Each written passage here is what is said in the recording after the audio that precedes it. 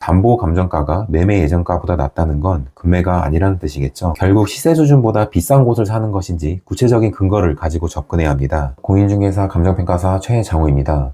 여러분, 평소에 관심을 두고 계신 곳에 나온 급매물 보지도 않고 바로 계약금 쏘신 경험 있으신가요? 꼬마 빌딩 같은 건물들은 아파트와는 다르기 때문에 급매물로 나오더라도 매입하면 안 되는 경우가 있습니다. 급매물로 나온 꼬마 빌딩이어도 사면 안 되는 경우 3가지를 같이 알아보도록 하겠습니다. 첫 번째는 매매 예정 가격이 담보 감정 가격보다 높은 경우입니다. 보통 건물을 매매할 때 많게는 70%에서 80% 이상까지 은행 대출을 받아서 진행하는 경우가 많죠. 매매하려고 하는 금액에 대한 은행 담보 감정 평가가 이루어지게 되는데, 시세보다 싼 물건이면 웬만하면 매매가 수준 또는 매매가를 넘겨서 평가액이 나오게 됩니다. 감정평가를 할 때는 인근의 유사한 거래 사례와 최근 3년 내 감정평가된 인근 지역의 평가 전례들을 저희 매물과 비교해서 평가하기 때문에 담보 감정가가 매매 예정가보다 낮다는 건 금매가 아니라는 뜻이겠죠. 또 건물 대장에 등재되어 있지 않은 불법 증축이나 가설 건축물 같은 경우는 담보 감정가에 포함되지 않습니다. 은행에서도 대출이 나가기 전에 해당 건물의 감정가를 기준으로 대출 금액과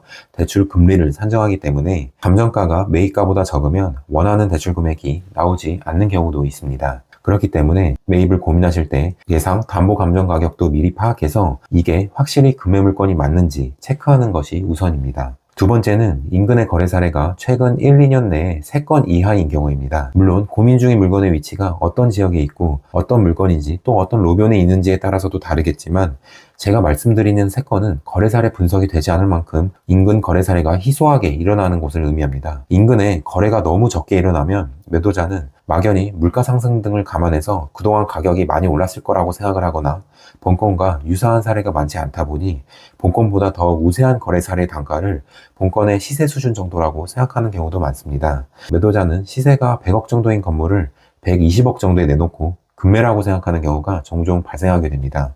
이런 지역의 물건일수록 매도자가 내놓은 호가에 대해 좀 더 보수적으로 접근하고 향후 내가 매각할 때도 거래가 안 되는 지역일 가능성이 높기 때문에 작은 계획도 상대적으로 더 보수적으로 접근하는 것이 안전한 선택입니다. 세 번째는 방금 살핀 2가지 경우를 종합한 것인데, 결국 시세 수준보다 비싼 곳을 사는 것인지 구체적인 근거를 가지고 접근해야 합니다. 마치 길거리에서 망한 점포, 오늘만 세일, 이런 팝업식 상가가 장사하는 곳만 돌아다니면서 망하지 않고 매일 영업하는 것처럼 급매라는 것도 일종의 매도자 홍보 전략일 수도 있습니다. 건물이라는 거는 위치에 따라 또 본건 특성에 따른 개별성에 따라 차이가 엄청 크기 때문에 쿠팡에서 물건 사듯이 하는 것이 아니라 최대한 많은 자료를 가지고 분석하는 것이 필수입니다. 본건 인근에 최근 2, 3년 내에 이루어진 거래 사례나 감정평가 전례들을 확보해두고 비교 분석해서 적정한 시세 수준을 알고 금매에 대한 기준을 본인 스스로 세우고 판단하는 능력을 기르는 것이 먼저입니다. 인근의 감정평가 전례들이나 거래 사례 분석 등을 통해 원하시는 거래를 하실 수 있도록 도와드리고 있습니다. 매입하려고 하는 건물이 궁금하시거나 정확한 시세 수준이 궁금하다 하시는 분들은 아래 링크를 참고해서 연락주세요. 감사합니다.